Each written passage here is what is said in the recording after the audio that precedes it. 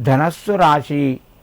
ఈ రాశి వారికి ఈరోజు మధ్యమ స్థాయిగా చెప్పవచ్చును.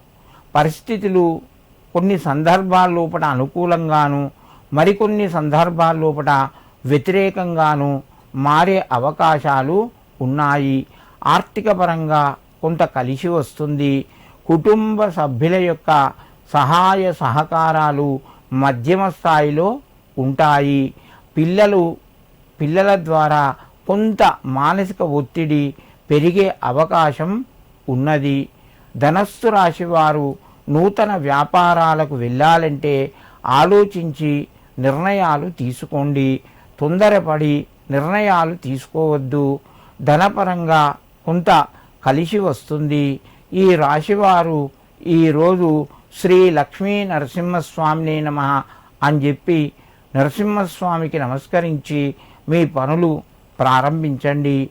మీకు మరింత శుభయోగం కలుగుతూ ఉంటుంది.